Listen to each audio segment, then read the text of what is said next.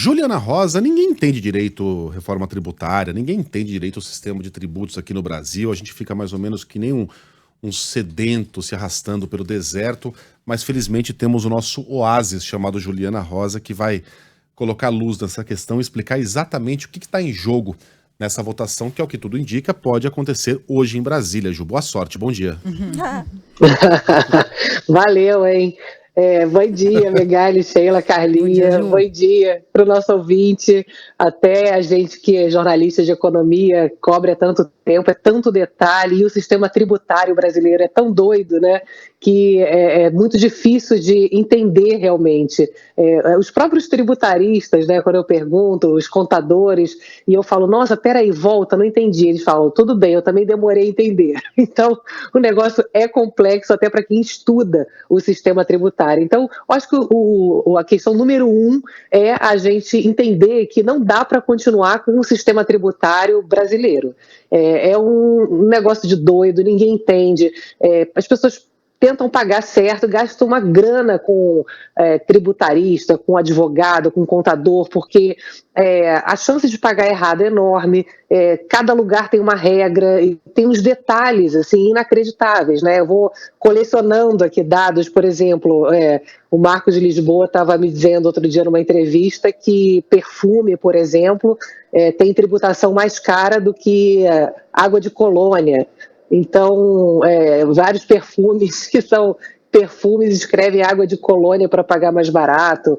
Tem a história famosa do bombom também, que é um bombom famoso aí que virou waffle. Agora, ontem até eu estava na cantina aí da Band, aí a gente foi pegar um bombom para ver, né? Realmente está escrito waffle. Não é bombom, porque o bombom então. tem imposto mais caro, sonho né? de valsa não é mais um bombom. Não, falso. Com isso. Não é. Sonho de falso. Não, gente, são muitas histórias esdrúxulas e eu já vi vários casos assim que, por exemplo, um calçado igualzinho, que tem uma sola de couro, paga uma tarifa diferente de um calçado que tem uma sola de plástico, sei lá, umas coisas assim incompreensíveis. E aí, o que acontece? O sistema tributário faz com que a economia ela tente buscar aonde que está mais barato. Então, tentam o tempo todo ou produzir em lugares que estão longe dos fornecedores. Então, a gente vê frigorífico aqui em São Paulo, que deveria estar no Centro-Oeste, porque aqui paga mais barato, mas no final das contas você cria uma improdutividade, né? Ele é muito improdutivo o sistema. Outro dia o Bernard Api, secretário da Reforma Tributária, me falou que você tem uma parte da produção de trigo que devia estar ali concentrada no sul e uma parte vem aqui para São Paulo para correr atrás de incentivo. Então, você fica com caminhões circulando pelo Brasil afora sem necessidade, aumentando custo, aumentando, enfim, riscos de acidente, claro, né, sem a menor necessidade, para poder correr atrás dos incentivos que cada lugar dá. E também dessas brechas de que tipo de produto se é perfume, se é água de colônia. Eu até corri ontem no banheiro para falar, será que os perfumes que eu tenho está escrito água de colônia e eu achava que era perfume? Não é que tá? Eu falei, mas isso aqui é perfume, não é água de colônia. Então, é legal a gente começar a entender realmente assim, que você tem tanto motivo para mudar. Os gringos, então, você pergunta para os investidores, eles falam, gente, como é que vocês conseguiram fazer esse sistema? Eles não conseguem entender. Claro, se a gente aqui dentro já não consegue, então desestimula altamente os investimentos. As projeções mais conservadoras apontam que o PIB brasileiro cresce 12% a mais nos próximos 15 anos com a reforma tributária. Tem projeções mais positivas, ali 15%, tem até 20% de crescimento do PIB. Então, assim, não faltam motivos para a gente entender a necessidade de fazer a reforma tributária. Agora, o que a gente está acompanhando nessa reta final são os setores ainda negociando ali detalhes do texto. Algumas negociações fizeram sentido. Vamos lá, saúde, educação, transporte público, tem que ter regras diferenciadas, óbvio, né? Agora, se todo mundo quiser uma exceção, não vai ter a regra, aquela coisa que a regra tem tanta exceção, não é regra, né? E aí se torna complexo de novo. Porque o que é a ideia da reforma tributária? É pegar todos os tributos, PIS, COFINS, IPI, ICMS, ISS. A ideia inicial era transformar tudo num tributo só, com uma alíquota única. E aí os estados e municípios quiseram fazer separado. Então você tem um imposto que junta os três federais, então vai ter um imposto único para as empresas pagarem para o governo federal e um imposto único para pagarem a estados e municípios, que aí junta ICMS e ISS. Ô, Ju, e a ideia é ter uma alíquota única. Isso, falando sobre isso, para levantar a questão do nosso ouvinte, o Brian. Ele diz assim, olha, vocês podiam explicar melhor para a população, afinal, é bom ou não é? Porque tem a Frente Nacional dos Prefeitos, que inclusive colocando propaganda no ar dizendo que vai ser ruim, né, essa proposta. Por que é que para os prefeitos isso pode não ser bom? E a reforma vai ser boa ou vai ser ruim no geral, na sua avaliação, Ju? Você vê que a maioria está a favor da reforma. Os setores produtivos conseguiram fazer acordos, o agronegócio conseguiu fazer uma alíquota diferenciada, por exemplo, a metade do valor da alíquota, se for 25%, né, pelo que a gente está vendo aí dos valores finais, ficaria 12,5%, por exemplo. A cesta básica, ontem à noite teve a negociação de isentar completamente os produtos da cesta básica, porque a ideia era que a cesta básica pagasse menos, mas diante das negociações decidiram que a cesta básica vai pagar nada, vai ter uma isenção. E isso é uma discussão que a Vanessa Canado, que é grande especialista em assuntos tributários, me disse ontem que essa questão da cesta varia muito de país para país, é um assunto delicado, então ela disse que essa questão faz sentido ali ser negociada ali da cesta básica, embora a proposta que estava ali no Congresso, os estudos mostravam que a cesta básica ficaria mais barata, 1,7% mais barata, ao invés de ficar mais cara, como diz a Abras. Um estudo aqui que é reconhecido, que eu peguei ontem também, que mostra aqui que você tem cálculos aqui mostrando que no final das contas ninguém sabe direito quanto é que custa o imposto sobre feijão, arroz, leite, enfim, os produtos do dia a dia. E porque você tem tanto imposto em cascata que a Vanessa Canado estava me dizendo que você pode até tentar calcular, de acordo com os estudos e tal, que é exatamente o que eles estão fazendo, e que mostram que, no final das contas, vão pagar menos, porque ninguém sabe direito como é na Europa. Ela estava ontem me falando de Portugal, ao vivo, lá no Band News, e ela falou, olha, aqui na Europa você entra num restaurante e tem lá escrito na nota, olha, água com gás tem menos imposto, a água com gás tem mais imposto do que uma água natural, por exemplo. O vinho, ele tem mais imposto do que a comida. Enfim, ela diz que fica muito claro ali na nota as políticas públicas que reduzem impostos para aquilo que mais do dia a dia, mais básico para todo mundo. E aquelas coisas mais caras, enfim, que não são essenciais ali, entre aspas, né, elas pagam mais caro. Agora, você tem essa negociação, Carlinha, dos municípios, que o que a gente vê é que a grande maioria ali dos estados e municípios são a favor.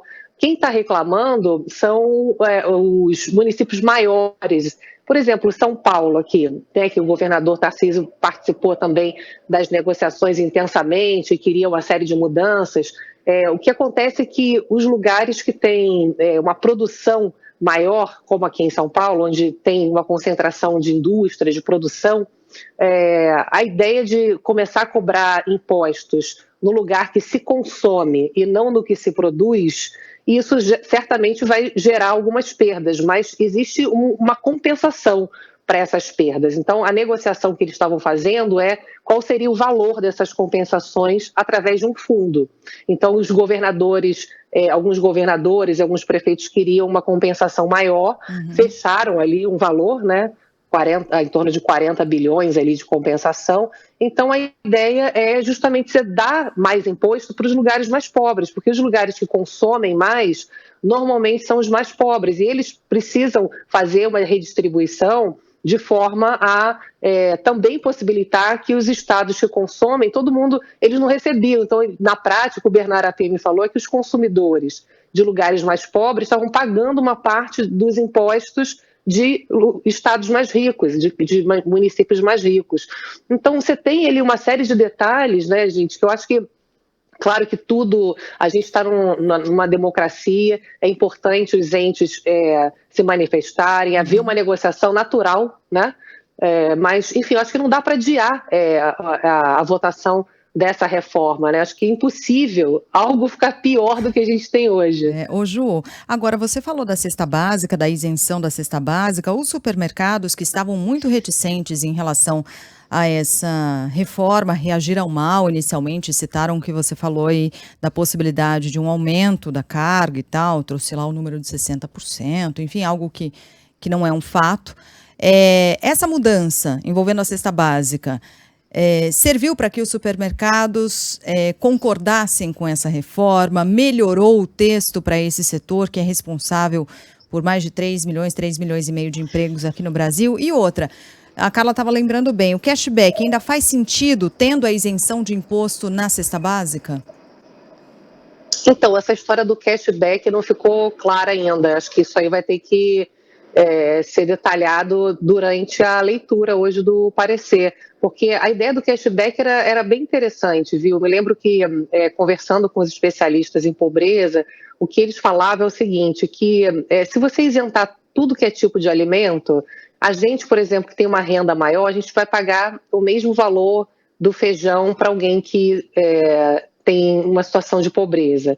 E que faria mais sentido, por exemplo, isentar a cesta básica para as pessoas de mais baixa renda do que para a população geral. Pessoas ricas, por exemplo, quando você vai colocar ali na média, proporcionalmente às rendas, o rico paga menos do que o pobre, porque o pobre dedica a sua renda ali mais para alimentação. E o cashback era o seguinte, cobrar tributos da cesta básica, pegar esse dinheiro e devolver via Bolsa Família.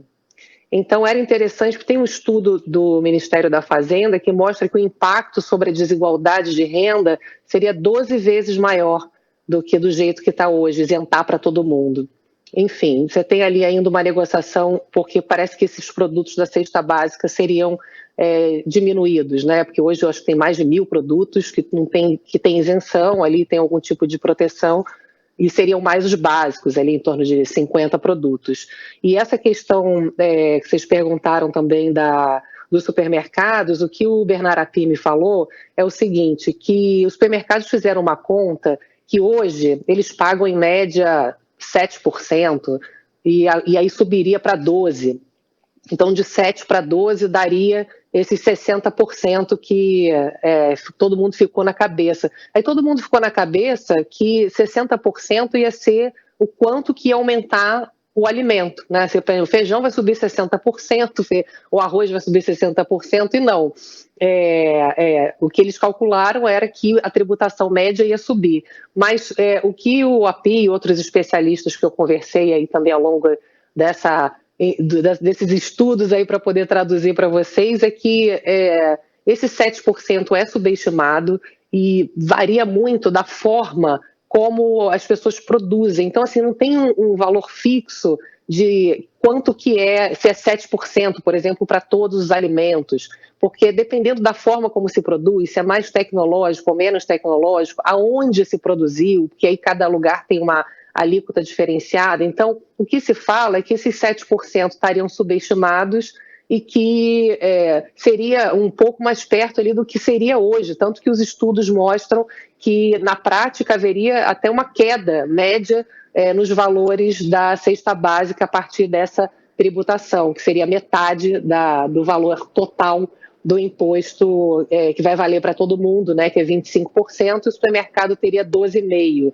Seria metade do valor do tributo. Uhum. Enfim, o que eu acho é que está muito difícil também da gente poder... Agora eu acho que melhorou, né? Até o Tarcísio, né, se juntou ontem, o governador aqui de São Paulo, para poder apoiar a reforma, mas o que eu acho que era muito preocupante, que vinha também, o que eu vinha olhando, é que como o negócio é complexo, como vocês estão vendo, cada detalhezinho, cada um apresentou um número. Olha, aqui vai ter isso, aqui vai subir, afinal vai subir, vai cair, vai ser bom, não vai, porque acabou confundindo mais do que ajudando. Então, tem vários números que não batem.